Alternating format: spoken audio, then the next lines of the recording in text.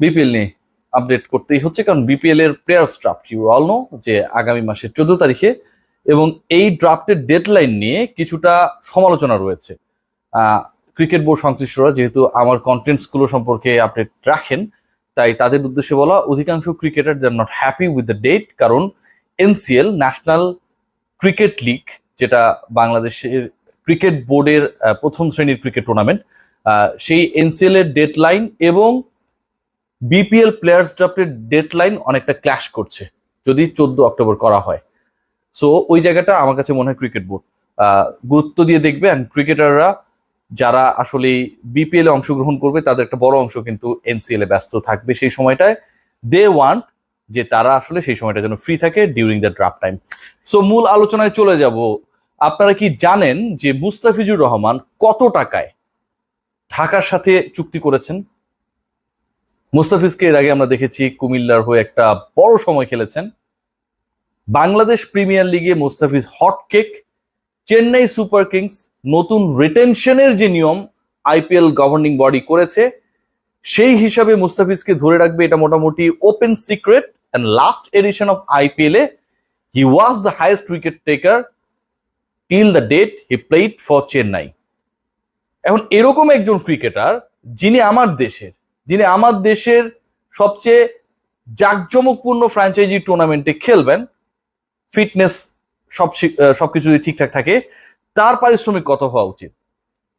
যে সেলিংটা করা হয়েছে বাংলাদেশ ক্রিকেট বোর্ডের আওতায়, একজন ক্রিকেটার ড্রাফট থেকে যদি বিক্রিত হন, লোকাল ক্রিকেটারদের ক্ষেত্রে সেই প্রাইসটা হচ্ছে 60 লাখ টাকা, অনলি 60 লাখ। মুস্তাফিজুর রহমান এর ডাবল পারিশ্রমিকে ঢাকায় ডিরেক্ট সাইন করেছেন। Again I am repeating, Mustafizur Rahman double পারিশ্রমিকে 60 লাখ টাকা হচ্ছে সর্বোচ্চ গ্রেডের ক্রিকেটারদের পারিশ্রমিক নির্ধারণ করেছে বাংলাদেশ ক্রিকেট বোর্ড। মুস্তাফিজুর রহমান 1,20,00,000 টাকায় এখন পর্যন্ত যে খবর আমার কাছে রয়েছে, এই অর্থের বিনিময়ে ঢাকার সাথে চুক্তি সাইন করেছেন। 1,20,00,000 টাকা। এখানকার একটা হিসাব নিকাশ এখন পর্যন্ত আমি ক্লিয়ার না, জানার চেষ্টা করবো, ডেফিনেটলি কাগজপত্র আমার হাতে চলে আসবে। সেটা হচ্ছে যে এই 1,20,00,000 টাকা, এটা কি তার ফ্রেশ মানি, নাকি 1,20,00,000 টাকার মধ্যে থেকে মুস্তাফিজুর রহমান ট্যাক্সের টাকা পরিশোধ করবেন? অধিকাংশ ক্ষেত্রে লোকাল ক্রিকেটার যারা বিভিন্ন ফ্র্যাঞ্চাইজির সাথে চুক্তিবদ্ধ হন, তাদের ডিলিংসটা অনেকটা এমন হয় যে 1,20,00,000 মানে 1,20,00,000 আমার, এর উপর যে ট্যাক্স হয় ওটা ফ্র্যাঞ্চাইজি দিবে। সো মুস্তাফিজের ক্ষেত্রে যদি ফ্র্যাঞ্চাইজি ট্যাক্সের যে পার্ট, সেই পার্টটা মিট করে, তাহলে এই প্রাইসটা 1,50,00,000-এর কাছাকাছি চলে যাবে প্রায়। মুস্তাফিজুর রহমান 1,20,00,000 টাকায় ঢাকার সাথে চুক্তিবদ্ধ হয়েছে। এর আগে আমি জানিয়েছিলাম যে মুস্তাফিজকে পাওয়ার জন্য একটা বিশাল ফাইট চলছিল, and fortune Barishal, the champion team, Tamim ইকবালের নেতৃত্বে যেই দলটা চ্যাম্পিয়ন হয়, তিনি এবং মিজানুর রহমান দলের স্বত্বাধিকারী, তারা একটা চেষ্টা চালাচ্ছিলেন যে মুস্তাফিজকে দলভুক্ত করা যায় কিনা। কিন্তু ওই মুস্তাফিজের প্রাইস 1,20,00,000 এবং তাদের যে পরিকল্পনা সেই অনুযায়ী না মেলায় শেষ পর্যন্ত ফরচুন রেসে থাকলেও ফাইনালি আসলে জয়ের চেষ্টা আর করে নাই। ঢাকা তাদেরকে 1,20,00,000-এ একসেপ্ট করেছে তাকে। ইন্টারেস্টিং পার্ট তো আরো রয়েছে, শুধু মুস্তাফিজ না, মেহেদী হাসান মিরাজের ঠিকানাও ফাইনালাইজ হয়ে গেছে। মেহেদী হাসান মিরাজের ঠিকানা এমন একটা জায়গায় ফাইনালাইজ হয়েছে, এবং এখানটা খুব ইন্টারেস্টিং। মুস্তাফিজ যেমন একটা বড় অ্যামাউন্ট চার্জ করেছেন, মোর দেন 1 crore, মেহেদী হাসান মিরাজের ক্ষেত্রে আমি যতটুকু জানতে পেরেছি যে তিনি কোনো টাকা, কোনো অ্যামাউন্ট, কত টাকা পাবেন এরকম কোনো ধরনের ডিসকাশনই যান নাই। তিনি তার ফুল রেসপেক্ট, কনফিডেন্স পে করেছেন ওই পার্টিকুলার ফ্র্যাঞ্চাইজির উপরে যে তিনি ওই দলে খেলবেন। টাকা পয়সা কত পাবেন, কত দেয়া হবে, সেগুলো তার কাছে ম্যাটার করে না। Really Mehedi Hasan Miraz is going to play the upcoming BPL again for Fortune Barishal. Again last এডিশনে মেহেদী হাসান মিরাজ ফরচুন বরিশালের হয়ে ব্যাটে বলে পারফর্ম করেছিলেন। দলকে শিরোপা জেতাতে তার একটা রোল ছিল, স্পেশালি মিডল অফ দ্য টুর্নামেন্টে Mehedi Hasan Miraz, he was so much effective with his bat and ball, and this time Mehedi Hasan Miraz is going to play for Barishal again. মেহেদী হাসান মিরাজের এখন পর্যন্ত পারিশ্রমিকের ব্যাপারটা তিনি পুরোটাই ছেড়ে দিয়েছেন তার প্রিয় বড় ভাই তামিম ইকবাল খান এবং ওই ফ্র্যাঞ্চাইজির মালিকানা যার হাতে, ফরচুন বরিশালের মিজানুর রহমানের হাতে। তার কোনো ধরনের চাহিদা নেই। সো আমি যে কদিন থেকেই কথাটা বলছিলাম যে একটা মিনি ন্যাশনাল টিম বরিশাল করতে যাচ্ছে, তাহলে কি সেই কথা মিলছে? Mushfiqur Rahim, Tamim Iqbal, Mehedi Hasan Miraz already they are signed for Barishal. তারা বরিশালের হয়ে খেলবেন।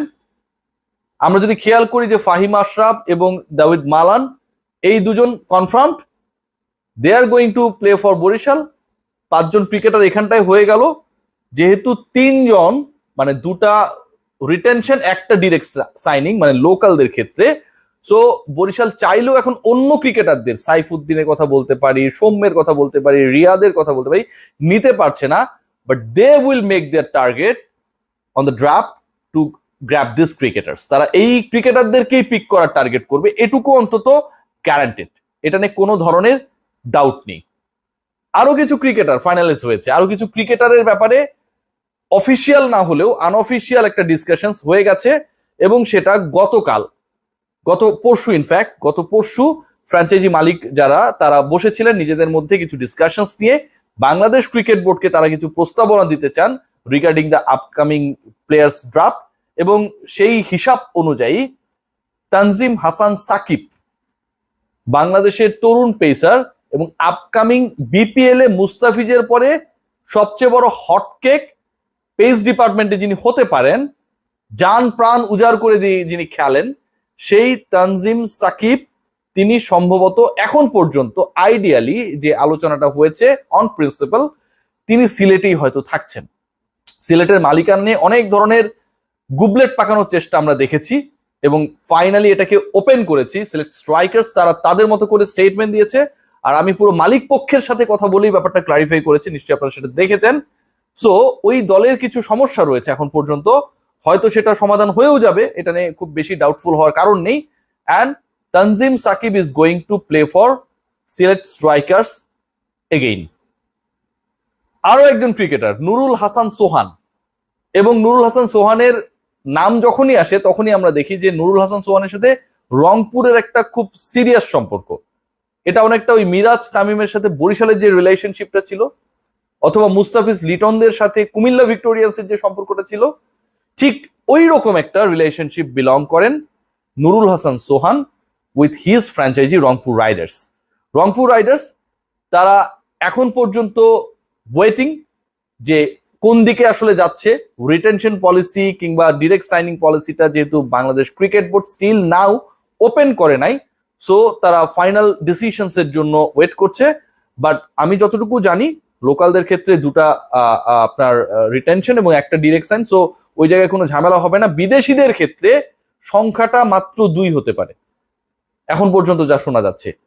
So Rangpur and other franchises they are waiting, but Nurul Hasan Sohan is going to play for Rangpur riders again. এবং এটা ওই যে পার্টিকুলার মিটিংটার কথা বললাম গত পরশু, মালিক পক্ষ যারা বিভিন্ন তারা বসেছিলেন, দে হ্যাড ডিসাইডেড যে রংপুরের সোহানকে কেউ টাচ করবে না। Sohan is dedicated for Rangpur, and definitely Tanzim Sakib will play for, এখন পর্যন্ত যে আপডেট এগুলো চেঞ্জও হতে পারে, সিলেট স্ট্রাইকার্স। বাট মুস্তাফিজ 1,20,00,000 ঢাকার হয়ে খেলছেন। মেহেদী হাসান মিরাজ থাকে না 1 টাকায়, মানে ওই যে কাবিন নামায় ইয়ে করে বিবাহ বন্ধনে আবদ্ধ হয়, আমরা বাংলা সিনেমায় দেখি, ঠিক অনেকটা ওই রকম। তিনি কোনো চার্জ করছেন না, মালিক পক্ষ যা দিবেন তাতেই খুশি, খেলতে পেরেই খুশি বরিশালের হয়ে। Is going to play for fortune Barishal again.